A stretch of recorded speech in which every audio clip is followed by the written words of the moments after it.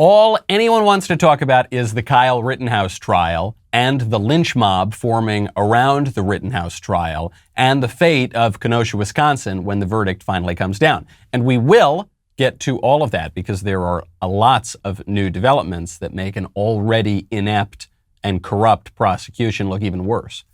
But before we do, we've got to take a break to toast some rare good news.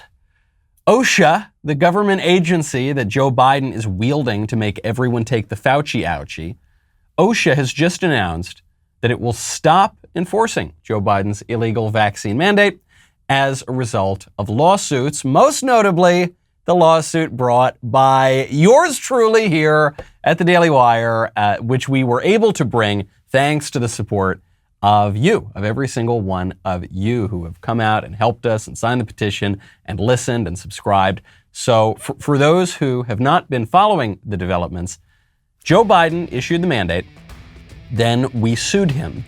Then a federal court told the government to stop enforcing the mandate. Then Joe Biden told the government to ignore the court. Then, this is the crucial part, we kept suing them. And then the government agency folded like a cheap suit, at least for now. I'm Michael Knowles. This is The Michael Knowles Show.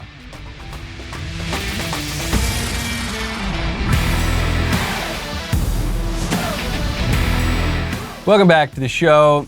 My favorite comment yesterday from Old Schooled, who said, the one upside of the supply chain issue is that shelves are sitting mostly empty for when the verdict is read. That's true. That will reduce the early Black Friday shopping that goes on, the cashless, payment-free shopping that is almost certain to go on in Kenosha from the mostly peaceful looters.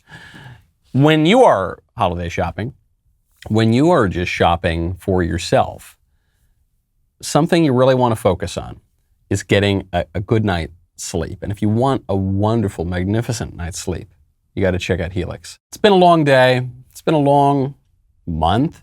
It's been a long year or year and a half. And when you're just so exhausted, I'm telling you, one of the great consolations in the world is just flopping onto your Helix mattress when you get home. Helix Sleep has a quiz that takes just 2 minutes to complete, matches your body type and sleep preferences to the perfect mattress for you.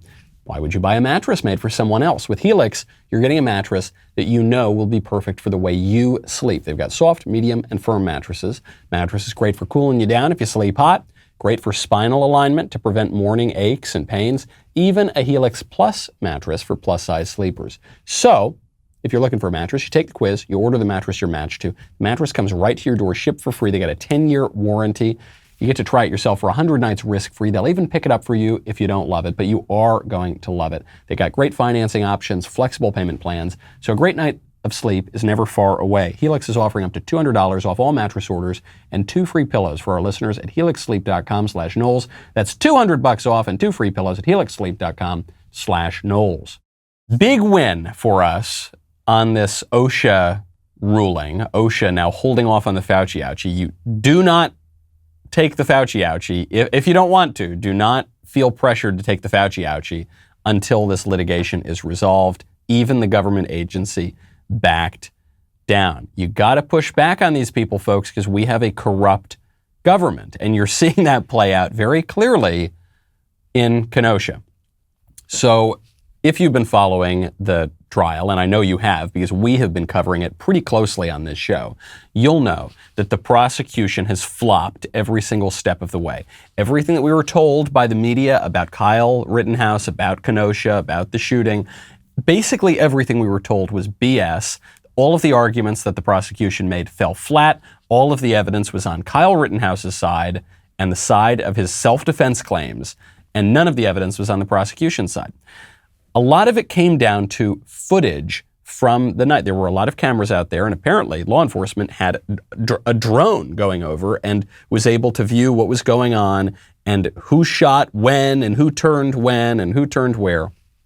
So take a look at the footage that the defense had, the Kyle Rittenhouse team had, compared to the footage that the prosecution had. you can, if you're just listening right now, I will describe to you the difference. It's pretty clear. The defense had very, very blurry, grainy footage. It looks like it was taken on a flip phone from, 2002. The prosecution had crystal clear, high definition, incredible footage where you could make out every little detail. It's not even close. And you can just look at the size of the files. The defense had video that was 3.6 megabytes. The prosecution had video that was 11.2 megabytes. So you're talking about 3 times the quality for the prosecution as for the defense. So what happened? Well, when this was brought up, the prosecution made this argument. They said, no, look, all we did, we just copied the file. We gave the defense the same file. And look, if there was a problem with the quality of the footage, the crucial evidence in this case, it's just because the defense teams, their cell phones were wrong or their computers were messed up. But it's not because we didn't do anything. We're not hiding evidence. It's something on your end. You had the exact same file.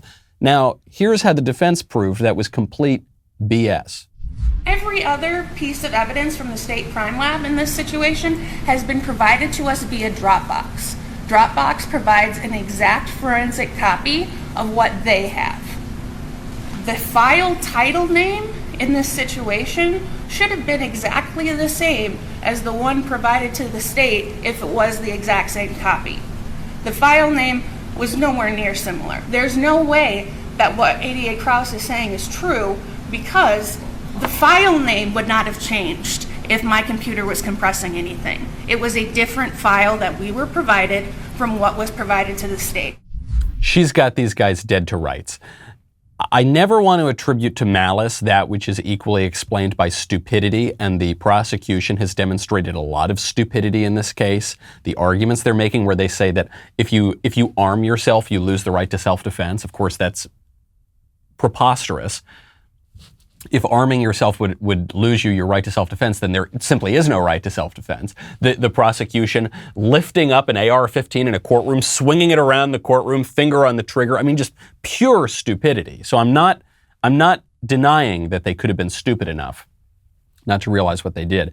But this required an intentional action. You would have had to go in there. You would have had to reduce the quality of the video. And you would have had to change the file name.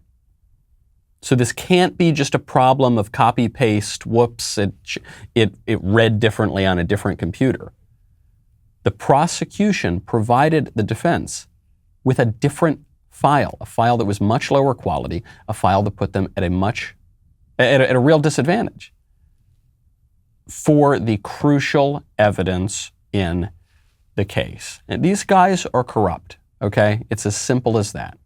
They are corrupt. They might also be stupid. They might also be ignorant. They might also be incompetent. But I'm seeing malice. I am seeing corruption here, and I think we all are. Well, why did they do it? Why did they do it? Whatever happened, and now this is what's delaying the verdict, is now you're going to hear testimony about the file. However this happened, why would the prosecution have done it? Because all of their arguments were weak. We didn't get to this clip the other day. I want to play it just to remind you of the weakness of the prosecution's argument. One of their closing arguments was that Kyle Rittenhouse had no right to shoot back at the people who were trying to kill him, some of whom had guns, because everybody takes a beating sometimes. These minor injuries we've heard the defendant have, again, Mr. Richards misstated the standard. It is not could have caused great bodily harm or death. It is not likely to have caused great bodily harm or death. It is imminent threat of death or great bodily harm. Where is that when you get a couple scrapes? Everybody takes a beating sometimes, right? Sometimes you get in a scuffle and maybe you do get hurt a little bit. That doesn't mean you get to start plugging people with your full metal jacket AR-15 rounds, and no, bullets are not bullets. And no bullets are not bullets. I think he's trying to make an argument that the AR-15 is a more powerful weapon than the handgun that the people trying to kill Kyle Rittenhouse had. But first of all, I don't think that's a great defense either. If someone's coming at you with a gun, threatening to kill you, and telling you explicitly they're going to kill you, you can only shoot back with a gun of equal or lesser lethality. Is that? I don't remember that provision of the law. I don't remember the everybody takes a beating sometimes provision of the law. Do you? Did you see that anywhere in the Second Amendment? The right of the people to keep and bear arms shall not be infringed so long as they take a beating sometimes. But after one or two beatings, then you're allowed to fight back. But only with a 9mm. You're not allowed to fight back with .223. You're not, that would be, I don't think so. I think that's pretty weak. Yes, it's true. People take a beating every now and again. You know, if you went to public school, presumably at some point someone punched you, right? At some point you got into a fight. That's true. It is not incumbent upon you, if you are in a riot situation with people explicitly threatening to kill you, who are walking up to you with skateboards and with guns, it is not your responsibility to take the beating. What? Kyle Rittenhouse only got a couple scrapes on him. He wasn't at imminent risk of grave bodily injury or death. No, he was. He only got a couple scrapes on him because he defended himself successfully. You don't need to wait until they break your arm or shoot you in the head to shoot back. You have the right to defend yourself. And I suspect even this incompetent prosecution, I suspect they know that, and I suspect they know that their case was nothing and that this never should have been brought to trial in the first place, and so they tried to cheat. You can see this picture that we're painting for you here, this picture of what's actually going on in the courthouse. If you want a beautiful picture, not an ugly picture, but a beautiful picture, I would recommend you check out Paint Your Life. Probably the single most special gift that you can give to a loved one this Christmas season, or even your number one loved one, you, in many cases, would be Paint Your Life. I love it. I have Paint Your Life work hanging on my walls. I've given it to friends and family. The way it works is you take a photo, or maybe more than one photo, of a loved one, of a special place, of a pet. You send it in. Their world-class artists will paint a hand-painted painting from that photo or those photos. It is really, really high quality. I was skeptical of it. So the first one I did, I made it was going to be a gift for my stepbrother. And then I saw the final product. I said, oh my gosh, this is world-class art. The price is really, really, really reasonable, and it really helps beautify your home. At paintyourlife.com, there's no risk. If you don't love the final painting, your money's refunded, guaranteed. Right now is a limited offer. Get 20% off your painting. Hurry up and go get it right now. 20% off plus free shipping. To get this special offer, text the word Michael to 64,000. That's MICHAEL to 64,000. Text Michael to 64,000. Paint Your Life. Celebrate the moments that matter most. Terms apply. Available at paintyourlife.com/terms. That is Michael. Text it to 64,000. Because of the corruption, because of the shenanigans, because of the dirty tricks that the prosecution played, where they gave the defense lower quality evidence than they had, the defense has filed a motion for a mistrial. A mistrial with prejudice. What is a mistrial with prejudice? Does not mean that the mistrial is a white supremacist. Does not mean that. What it means is the case is dismissed and the state can't bring it again. So if this were granted, Kyle gets off the hook and he can't be brought up again. We're not going to have another Rittenhouse trial next year. Unless there's rioting and unless Kyle goes and tries to protect his community and property, and then, unless someone tries to kill him again and then he shoots them back, then I guess we'll be stuck in that cycle and we'll go right back. But as of right now, the defense is trying to get this mistrial with prejudice. Quote, the video footage has been at the center of this case, says the defense. The failure to provide the same quality footage in this particular case is intentional and clearly prejudices the defendant. So I agree with that. I think that's probably true. But my first reaction when I heard that they were going for a mistrial was, why? All of the evidence is on your side. None of the evidence is on the state's side. It's clear as day. People have been following this case from the beginning. The prosecution's got nothing. Why would you go for a mistrial when you can win outright? If I were on this jury, and I've been paying pretty close attention to this trial, it's not even close. So why not try to win outright? Well, the answer is that there are other factors at play here beyond the evidence. The jury is afraid for their lives, as they rightly should be. So they're getting a ton of political pressure, including from the President of the United States, Joe Biden, doing the same thing that Biden did in other trials, George Floyd, for instance. But beyond that, if you're a juror on this, if you're a juror in this trial, you know that if you don't throw this kid to the wolves and lock him up and throw away the key, then you are going to be harassed. You're going to be doxxed. There are going to be riots. They're going to burn your community down. The left has already said they're doing that. They're marching outside the courthouse right now saying, shut it down. If Kenosha don't get it, shut it down. What does shut it down mean? It means do the same thing that they did the last time that caused the trial in the first place, namely burn down the city, attack people, steal things. And you can get any information you want these days. So you really think the identity of these jurors is going to be protected? No way. And you really think the violent leftist mob, the lynch mob that's outside going for Kyle Rittenhouse, you think they're not going to attack these jurors? No, they will. And so I get it. The right thing to do in this case would be to acquit Kyle of all the charges. But I like to think if I were on the jury that I would do that. But what if you were on the jury? What if you have young kids? You have a wife that you love. What if you've got a nice house? Do you really want to ruin your life? Do you really want to put all of that at risk? Because our systems right now are not sturdy? Because the left is undermining our entire system of justice? No. I think the defense believes that although all the evidence is on their side, if everything were functioning as it should, Kyle would be acquitted. But I think they're afraid the jury's going to go wobbly because of the threats. And so they're going to try to go for a mistrial. Fair enough. Speaking of threats, Nancy Pelosi just censured a Republican representative, Paul Gosar. So it's party line vote, and they're censuring Paul Gosar because he sent out some spicy tweets or something. You know, he did the sort of thing that Dems do all the time, but he did it, and he's a Republican, so they're going to censure him. Lauren Boebert, another firebrand conservative member of Congress, came out in defense of Congressman Gosar.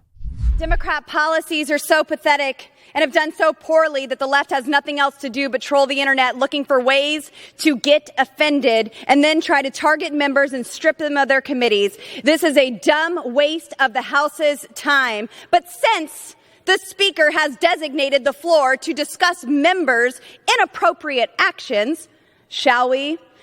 The Jihad Squad member from Minnesota has paid her husband, and not her brother husband, the other one, over $1 million in campaign funds. This member is allowed on the Foreign Affairs Committee while praising terrorists. A Democrat chairwoman incited further violence in the streets outside of a courthouse. And then the cherry on top. My colleague and 3-month presidential candidate from California, who is on the Intelligence Committee, slept with Fang Fang, a Chinese spy. Let me say that again. A member of Congress who receives classified briefings was sleeping with the enemy. This is unacceptable. I love it. I love it. Jihad Squad member Ilhan Omar was illegally, or certainly crookedly, paying off her husband, not her brother husband, by the way, the other husband. Oh my gosh. Stop it. Stop it. They're already dead. Stop it. Don't keep kicking them while they're down. Eric Swalwell was sleeping with Fang Fang, a Chinese spy. She's never denied. Oh gosh. I love it. There are going to be very sophisticated Republicans who are at very prestigious think tanks and stodgy, dusty institutions. They're going to say, this is not right. This is not, no. Don't do this. We're better than that. Don't make all these jokes about all these degenerate Democrat members of Congress. It's so, no, I think it's funny. It's funny. It's jokes, and the jokes have a basis in reality because Ilhan Omar really does have a kind of strange personal history, and she actually has praised terrorists and laughed and said 9/11 is some people did something, ha ha ha, and she says Al-Qaeda, and she kind of giggles and laughs on camera. We have all of this. Eric Swalwell really did sleep with a Chinese spy. That actually did happen. So basis in reality, it's funny. the attacks on Republican members of Congress like Paul Gosar are completely disingenuous. It's a complete double standard, and we should mock them relentlessly. There's a little rhetorical lesson in this that Lauren Boebert is teaching us. If she had been timid and said, Ilhan Omar, I'm not sure she's very loyal to this country. I just think the way she's talked about some foreign terror groups, it's not. If you went into that kind of an attack with that timidity of a kind of old dusty Republican, you would get an avalanche of accusations of racism and xenophobia and Islamophobia and phobia, and then you'd be buried in that. But if you come out and say, yeah, she's a member of the Jihad Squad and she loves Al-Qaeda, there's nothing to come back at that with. You're so confident. It's like when you're trying to talk to a girl, when you're a teenager, you're trying to pick up a girl in high school or something. If you go really timid and sheepishly, hey, hi there, Shelley, would you like to maybe go to the prom with me sometime? I kind of like you very much. Then you're going to seem weak and you're going to get bowled over. But if you go and you say, hey, cutie, you're great. I really like you a lot. Let's go. You and me, let's go to the prom together. You're just going to seem more confident. And the lesson that's true of your interpersonal life, your lesson that's true of just personal social relations, that's also true in politics. And the other lesson from this is we've got to do to the Democrats what they are doing to us. I'm not saying we do something that is immoral or unjust, but as a matter of procedural politics, let's do the same thing. Nancy Pelosi is going to use a party line vote to strip Republicans of their committees. Okay, well, let's just do that to them. Next time, the minute that Republicans have the House, which could be sooner than the Democrats expect, let's strip Ilhan Omar of her committees. Let's strip Rashida Tlaib and AOC and all the rest of these radicals. Let's strip Eric Swalwell for sure of his committees. Let's do it. Why not? They're doing it to us. And the left responds to force. They respond to confidence. They respond to strength. Okay, and so let's use our political force. Let's strip them of their committees. Let's mock them on the floor of the House. Well done, Lauren Boebert. There are a lot of problems going on caused by bad politicians in this country. Notably, our gas prices going up, which is why I would recommend you check out Get Upside. Gas is very expensive, thanks to our friends in Washington, D.C., among other people. And so I'm going to save you money at the gas pump. Every time you go, you can thank me later. It's all really thanks to Get Upside. Our listeners are making up to 25 cents for every single gallon of gas every single time they fill up. Just download the free Get Upside app in the App Store or Google Play right now. Use promo code Knowles, K-N-O-W-L-E-S. Get a bonus 25 cents per gallon on your first fill up to 50 cents cash back. Do not pay full price at the pump anymore. Get cash back using Get Upside. Download the app for free. Use promo code Knowles, K-N-O-W-L-E-S, to get up to 50 cents per gallon cash back on your first tank.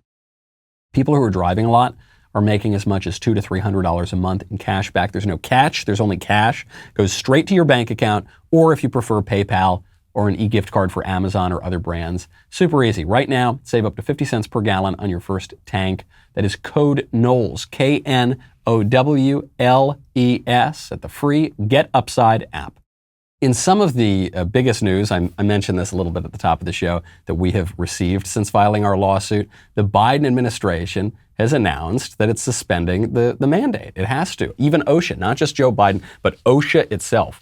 The fight is just getting started right now. So we've still got a long way to go before we win. Sign our petition against Joe Biden's vaccine mandate over at dailywire.com/do-not-comply. We've had over 600,000 people sign the petition.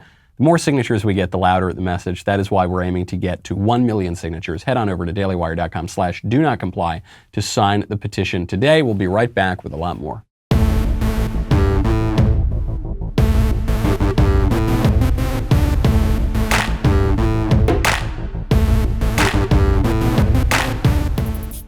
We've got some great news from the cancel culture. Usually cancel culture only brings us bad news, where people who contradict leftist orthodoxy have their lives ruined because of some tweet they sent 10 years ago or some email they sent 15 years ago. But here, today, we've got some good news from the cancel culture. That pedophile defending professor that we played on the show a couple of days ago, Alan Walker, is a professor at Old Dominion university. He was the one who's trying to destigmatize pedophilia, change the term pedophile to minor attracted persons, and normalize sexual attraction to kids. He has been placed on leave. So he has written about this in a book. He's given presentations about why we basically need to be nicer to pedophiles and destigmatize them. And he has been placed on leave. Now, I know some right-wingers, some conservatives say that cancel culture is always bad and we don't want to cancel, and the left cancels and we don't cancel. That is not my position. I wrote an entire book about how that's not my position. My position is that cancel culture can be a very good thing. It's not about do you cancel or do you not cancel. It's about what do you cancel. All cultures are going to cancel some things. Pedophiles, for instance. I think it's good to cancel pedophiles. I think it's bad to cancel Christians. Okay, I think those are different things. And so it's not just the form that matters, it's the substance. What are you actually advocating? Why are you being canceled? And so I am thrilled that this guy is getting canceled. Now here's his defense, which was sent out in a statement from the university. Quote, "I want to be clear. Child sexual abuse is morally wrong and an inexcusable crime. As an assistant professor of sociology and criminal justice, the goal of my research is to prevent crime. My work is informed by my past experience and advocacy as a social worker counseling victims. I embarked on this research in hopes of gaining understanding of a group that previously had not been studied in order to identify ways to protect children." So first of all, pedophiles have been studied before. You're not quite so groundbreaking as you think you are, Mr. Walker. But also, you didn't embark on the research just to gain understanding, to say, punish these people more. You said you wanted to destigmatize pedophiles. That's why you wanted to change the term from pedophile, which has a bad connotation. You know, it's a neutral term in and of itself. It just refers to having a liking for, an attraction for two children. But it's got a stigma because the thing itself is evil. And so, it obviously the word gains the ugliness of the reality of it. And you said you want to take that away and call them minor attracted persons and MAPS. And that would be wrong. So this guy, Walker, is obviously very confused. I think he calls himself non-binary, so he doesn't know his own sex, and he's a very confused person, obviously. But his argument is, I'm not advocating that we abuse children. I'm saying that we destigmatize the idea of having a sexual desire for children. But that's wrong too. Okay? It's important to recognize, yes, obviously it's wrong to abuse the children. It is also wrong to have sexual desire for children. The desire itself is also wrong. And it's very difficult for people in our modern hippy-dippy society to understand that. Because what we are told today is that desire is never wrong. It's just your actions that are wrong. So if you're a pedophile, a minor attracted person, to use this guy's crazy language, then it's wrong if you abuse kids, but it's not wrong if you think about sleeping with a child. It's not, because that's just your desire. It's just in your head, and you have total autonomy over your mind and your body, and you can do whatever you want as long as it doesn't hurt anybody else, and you have self-ownership, and no desires can be wrong, right? Especially if you're born this way. Right? If the pedophile is born this way, let's say that that's the case, let's just go with that premise, then certainly the desire can't be wrong. That's a very liberal idea. And some people on the right believe that kind of thing too. The kind of pro-drug, pro-sleep around, pro-do whatever you want right. They believe that too. As long as it's consensual, it's totally fine. The problem with pedophilia is it's not consensual. No, but the desire is also wrong too. The conservative view of this is that the desire is wrong as well, and it must be stigmatized. It is rightly stigmatized, and moreover, that we can shape our desires. All right, this is a real sticking point for some people. But you actually can shape your desires. I'm not saying you have total control over your desires, but you can shape them. Addicts know this. When an addict starts out, he doesn't have a penchant for heroin, right? He doesn't, but he takes the first drug or whatever. He's probably at some kind of gateway drug, and then he gets into the heroin. And then all of a sudden his desires turn toward the heroin. And at a certain point, depending on how bad the addiction gets, especially with a hard drug like heroin, all of his desires are oriented toward the heroin. Then if he goes through a process of rehabilitation and recovery, what is that doing? What that does is turns your desire away from the heroin. Yes, a lot of rock stars will say this. They'll say, back in the 80s, I was totally addicted to heroin. Now I'm totally addicted to working out or something. Right now I'm addicted to exercise. You kind of turn that. And ultimately, the place you want to turn your desires is toward God. Not just your actions, not just your behaviors, but even your very desire. What is it that you're thinking about when you put your head on your pillow at night? All right, and it's not a very liberal idea. It doesn't mean you have total emancipation and total liberation, total control over your body, and whatever you want to do is okay. It's saying, no, it's not. Even that desire that you can't totally control, that is wrong. So not only can you not act on it, but you've got to work to try to transform that desire in any way you can. And you're probably gonna fail a lot, and maybe you're never gonna totally do that, but you've got to work on that as well. Speaking of morality, Nancy Pelosi has moral lessons for all of us. Isn't that rich? Nancy Pelosi is insisting that if we don't back her global warming agenda, that we are violating the moral imperative to take care of the earth. Over about $500 billion in this legislation to protect the planet. It's a health issue, clean air, clean water for our children. It's a jobs issue, making America preeminent in good-paying green jobs. You know all of the challenge of natural disasters springing from the climate crisis. And it is a moral issue, if you believe, as I do, that this is God's creation and we have a moral obligation to be good stewards. But even if you don't share that view religiously, we all share it morally, that we have a responsibility to future generations. Nancy Pelosi is a little confused. She says, even if you don't believe it religiously, we all believe it morally. But of course, our moral views are synonymous with our religious views. So she's making a distinction that doesn't really exist. And she says, look, we've got an obligation, moral, religious, profound obligation, to be stewards of God's creation. I agree with that. People are maybe disagreeing with Nancy Pelosi, or I'm not disagreeing with her in principle. I totally agree with that. She's absolutely right. The problem is that Nancy Pelosi does not agree with that. She doesn't really believe that. If she really believed that, she would oppose abortion. We are stewards of God's creation. Yeah, we are. And we need to be very nice to the rabbits and the sheep and even the trees and the fish and so on, the polar bears. And we need to be good. And just the clouds and the ozone. And we've got to be good stewards of all. We've got to care and not harm any of these things. But we can vacuum up a human baby, and that's a wonderful thing. That's something to celebrate.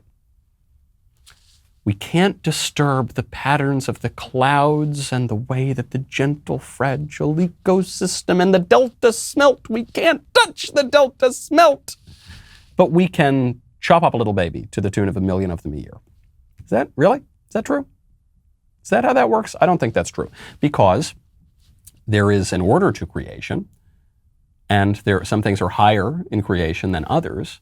And Nancy Pelosi is admitting that herself. If it's true that we have a special responsibility to be stewards of creation, it's because we have dominion over the whole rest of the creation, over the earth and the birds of the trees and the fowl and the fish of the sea, because we are higher than them.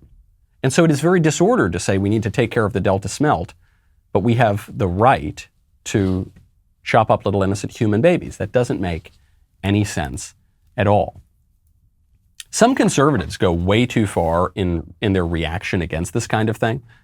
And I understand it's because it's so disingenuous, but they'll say we have no obligations to take care of the environment. Let's just knock it all down and put up a bunch of factories and make a bunch of widgets. No, I don't think that's true either. We do have an obligation to do that. But Nancy Pelosi's understanding of that moral obligation is completely flipped on its head. The delta smelt are everything, and human babies, according to her, are nothing. Really, for them, for the left, climate change, global warming, global cooling, whatever, is just an excuse to take more political power. Chuck Schumer admitted this just a couple days ago. Last year with COVID was awful. But in a few years, because of climate change, each year will be worse than COVID, and each year will be worse than the next if we don't do anything about it.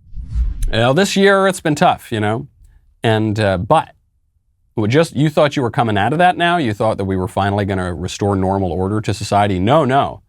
it's only going to get worse. And it's not going to get worse because of some virus that we can kind of measure. It's going to be because of the sun monster. And it's not going to be anything that's happening right now, but it's because of things that could happen in 10 years unless you do exactly what we say and give us all your money and give us all your rights and just let us upend the political order. He's sort of right. He's sort of right. If his argument is you thought COVID was bad, just wait until global warming. He's sort of right, though not in the way that he thinks he is. Because the biggest issue with COVID was not the virus. It was the lockdown. Right? Viruses exist. Germs exist. There's nothing really new about that.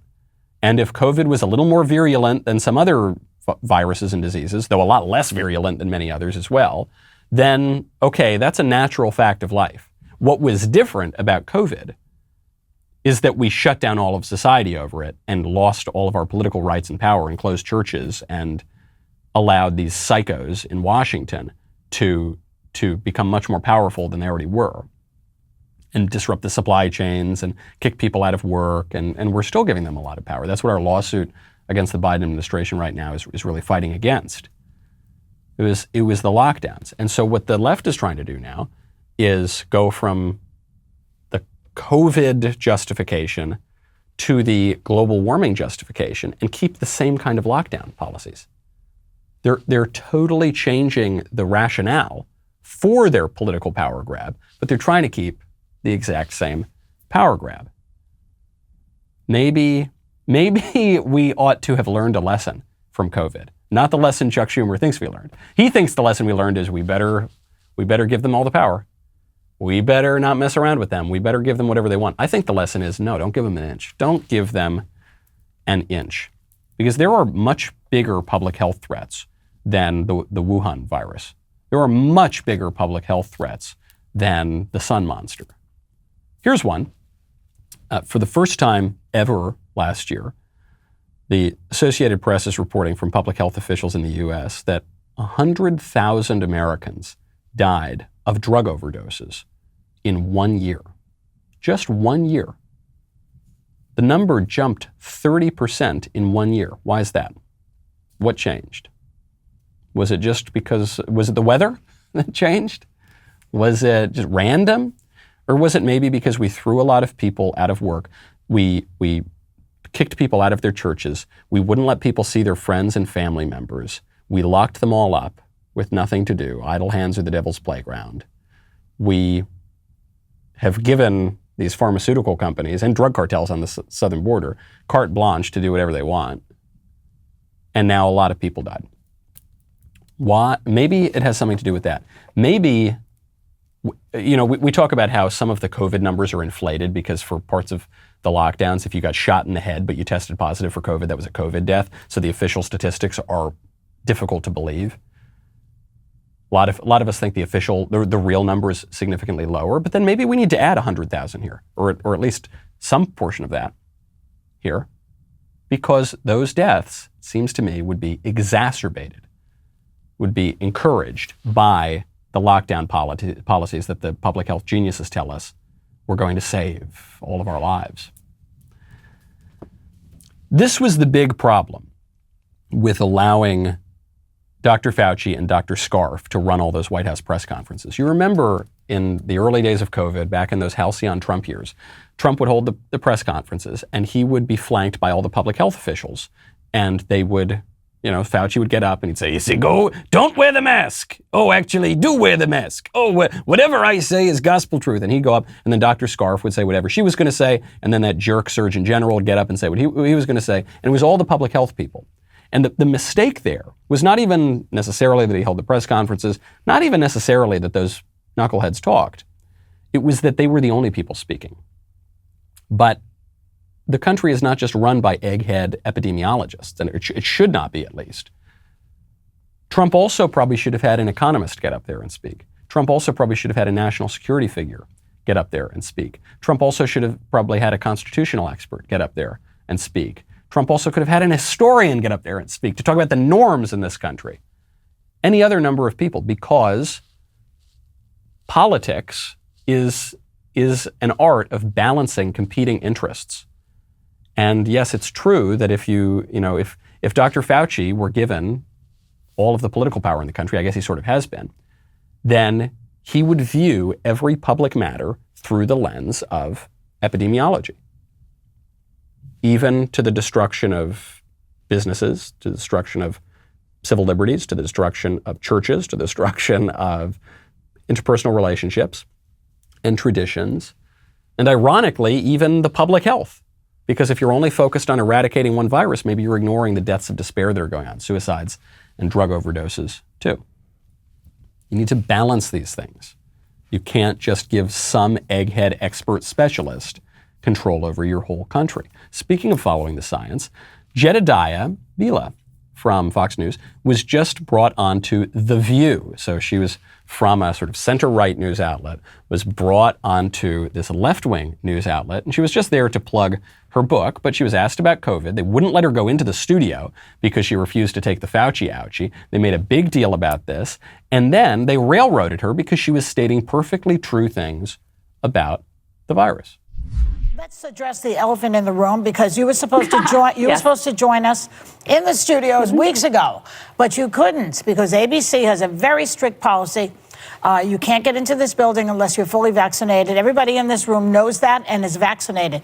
But you made a conscious decision not to get the vaccine. I have a medical exemption to the vaccine that's been written by my infectious disease vaccinated specialist in New York City that's been co-signed by 3 other doctors. I'm not a candidate for this vaccine. I also have sky-high, multi-tiered, multifaceted natural immunity, very, very high, that has also been proven, it has been shown, and it is substantiated by letters from these doctors. So for me, personally, this vaccine poses a greater risk than a benefit. But the vaccine does not prevent you from getting COVID and does not prevent you from transmitting COVID. Oh, my goodness. Reality, and we have that's seen that. Not so. Come on. No, you've been at Fox TV too long. I just don't understand why you would choose to prioritize your personal freedom over health and safety of others. And I just really don't think that we should allow this kind of misinformation on our website. So Jedediah is obviously right, and the Cackling Hens over at The View are not just rude and not just unprofessional. I suppose their professional job actually is to shut up conservatives, so there you go. I guess they're being very professional. But they're also wrong here. They're also just, what Jedediah said is absolutely true. The CDC admits that about transmission of the virus and contracting the virus even after the vaccine. The CDC admits that. So what they're saying, what she's saying is absolutely right. Then what Cackling Hen number 2, I don't know her name on The View, said over there is, I don't know why you're prioritizing your personal freedom over my safety. Jedediah's not. What she said was she's prioritizing her safety over perhaps your safety, although the point she's making also is that the vaccinated people can still transmit the virus, as the CDC acknowledged at the end of July, which was their argument for why vaccinated people still need to wear the masks and socially distance and all that other nonsense. So it's not even a battle between my freedom and our safety. It's a contest between my safety and that's it. And no one else's safety, because the threat to other people's safety is not really going to change. And if the vaccine is so effective at preventing you, the recipient, from hospitalization and death, then you don't need to worry about what someone else is doing necessarily. But then they cut off her mic. They cut off her mic. They say, you've been at Fox News too long, or you're too conservative or something. The woman is reciting lines from the CDC, from the scientists, from the public health experts. But they contradict the left's political narrative, and so they're going to cut it off. And I think the crucial thing about this clip is when they cut her mic off. When she brings those facts, when she brings that science, they cut it off, and they can cut it off. And yes, you talk about Fox News, it's kind of a center-right news outlet. There are some conservative outlets out there on alternative media. Obviously, we're a very large platform here at the Daily Wire. But the left, for the left, it's not just a handful like we have on the right. It's ABC, NBC, CBS, New York Times, this, that, the other thing. It's the whole blob.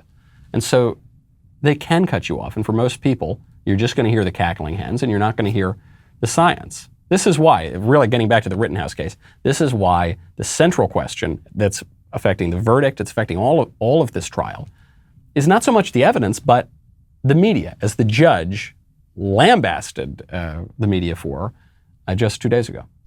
Some of the things that have been said, too, I guess I'll comment on that, too. These are 5 very reputable, competent attorneys that I've practiced with for years. And I think it's shameful, some of the things that are being done to these people. And when I talked about problems with the media when this trial started,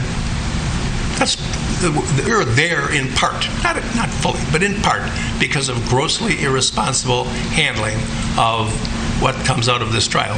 I will tell you this. I'm going to think long and hard about live television of a trial again next time. I don't know. I've always been a firm believer in it because I think the people should be able to see what's going on. But when I see what's being done, it's really quite frightening.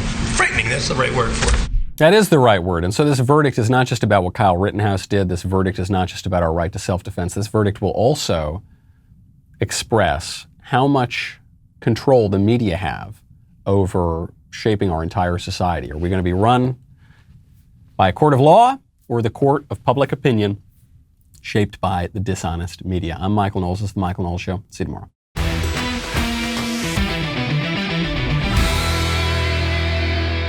The Michael Knowles Show is produced by Ben Davies.